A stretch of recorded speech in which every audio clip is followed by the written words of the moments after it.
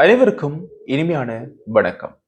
மிக நீண்ட வரலாறு சொல்லக்கூடிய ஒரு போராட்டத்தை தொடர்ந்து அல்லது உரிமைக்கான குரலை தொடர்ந்து நாங்கள் அது பற்றி சில ஆவணப்படுத்தல்களை செய்ய வேண்டிய தேவையோடு இருக்கின்றோம்.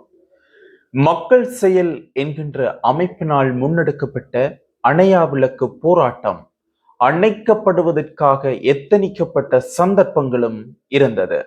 இருந்தாலும் அது அணையாமல் தீயாக பெரும் தீயாக பொங்கி எழுந்து வரலாறு படைத்திருக்கிறது. இந்த நேரத்தில் இந்த ஐக்கிய நாடுகள் சபையினுடைய மனித உரிமைகள் ஆணையாளர் இலங்கைக்கு அவர் வருகின்ற போது இங்கு நடந்த விடயங்களை அவருக்கு சொல்ல வேண்டும் என்கின்ற தேவைதான் அனைவருக்கும் இருந்தது. அப்போது இந்த மக்கள் செயல் என்கின்ற இளைஞர் அமைப்பு யோசித்த ஒரு விடயம்தான் வித்தியாசமாக இந்த அணையா விளக்கு போராட்டம். விளக்குக்கும் மக்களுக்கும் தமிழ் மக்களுக்கும் நெருங்கிய தொடர்பு இருக்கிறது. அது பல விடயங்களை வெளிக்கொண்டு வருவதற்கான அடையாளமாகவும் இருக்கிறது. இவ்வாறு இருக்கின்ற போது இந்த அணையா விளக்கோடு சேர்ந்ததாக பல விடயங்கள் நடந்தேறி இருக்கிறது. அவற்றுக்கு அப்பாலும் சில விடயங்கள் இடம்பெற்றிருக்கிறது. ஐக்கிய நாடுகள் சபையினுடைய மனித உரிமை செயலாளர் அவர்கள் இங்கு வருகின்ற போது பலரை சந்தித்தார். திருகோணமலையில் சந்தித்தார், யாழ்ப்பாணத்தில் சந்தித்தார், கொழும்பில் சந்தித்தார். இந்த சந்திப்புகளில் மிகவும் முக்கியமான சந்திப்பாக அல்லது கலந்துரையாடலாக இளம் சட்டத்தரணியாக இருக்கின்ற துஷான் அவர்கள் பேசிய அந்த ஆங்கில உரை புல்லரிக்க வைக்கிறது. எங்களது இளம் சட்டத்தரணிகள் இளம் குரல் கொடுக்க ஆரம்பித்திருக்கின்றார்கள். உரியவர்களுக்கு உரிய மொழியில் குரல் கொடுக்கப்படுகின்ற போது அது உரியவாறு கொண்டு செல்லப்படும் என்பதற்கு அந்த சட்டத்தரணியினுடைய காணொளியும் ஒரு சாட்சியாக இருக்கிறது. நீங்கள் அந்த காணொளியை பார்ப்பதற்கு நான் அந்த காணொளியை இந்த தொகுப்போடு இணைக்க இருக்கின்றேன். அந்த காணொளியில் துஷான் அவர்கள் மிகவும் தெளிவாக பல விடயங்களை பற்றி குறிப்பிடுகின்றார். இலங்கையில் ஈஸ்டர் தாக்குதல் தொடங்கி குருந்தூர் மலை, தையெட்டி, வெடுக்குநாரி மலை உட்பட செம்மணியில் இப்பொழுது கண்டுபிடிக்கப்பட்டிருக்கின்ற அந்த 19 சடலங்கள் வரை அவர் விளக்கம் கொடுக்கின்றார். மிகவும் தெளிவாக சில விடயங்களை சொல்கின்றார். அழகாக ஆங்கிலத்தில் அவர் பேசியிருக்கின்ற அந்த காணொளி உங்களுக்கு நான் தருகின்றேன். இப்போது நீங்கள் அதை பார்க்க முடியும். Imagine hearing a news that 19 bodies has been identified just 100 meters away from the road that you commute every day. And this is what is happening right now at Chemani.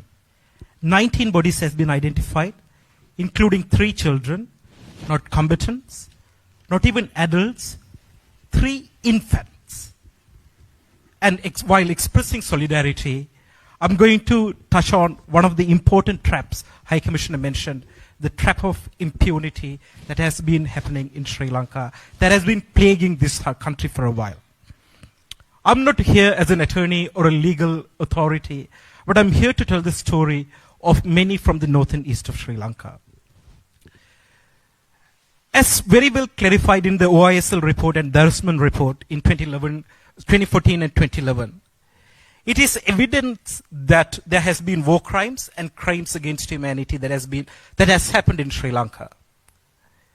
In addition, certain emblematic cases, ACF case, Trinco 5, Navy 11, Velikada case, remain still unresolved.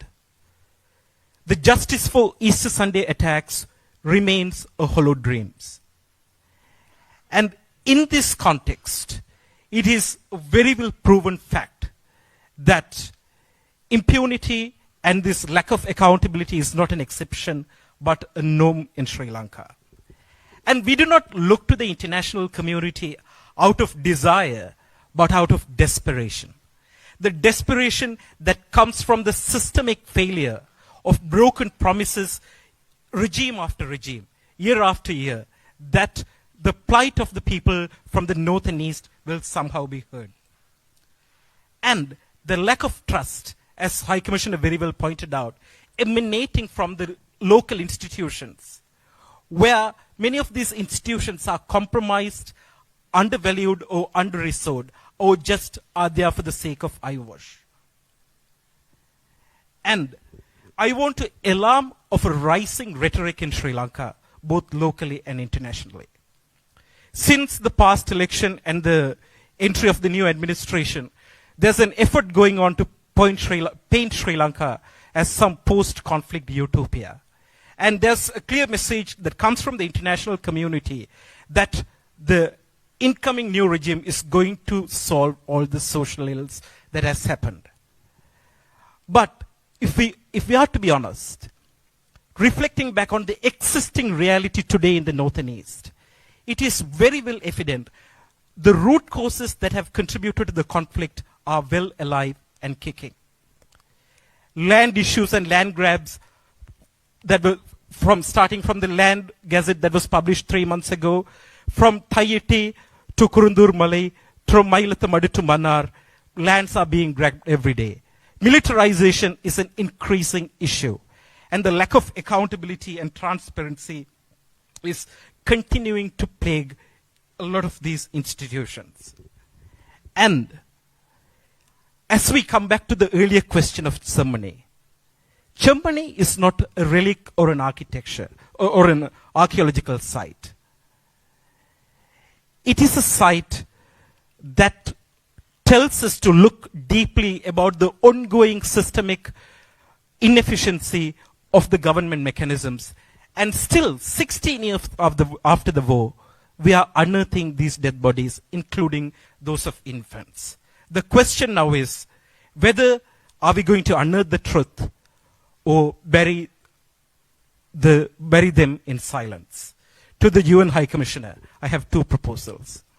Sir, we plead with you to renew and strengthen the Sri Lanka Accountability Project with international oversight and accountability, and with invitation from the international community to participate meaningfully in the process. And also to advocate for a creation of an independent public prosecutor's office in Sri Lanka that is free from political interference. And to the global community represented here, support the binding UNHRC mechanisms to promote both the international investigation as well as the meaningful domestic reforms. As a concluding note, I want to reiterate what the High Commissioner said. We cannot build peace on the grave of impunity.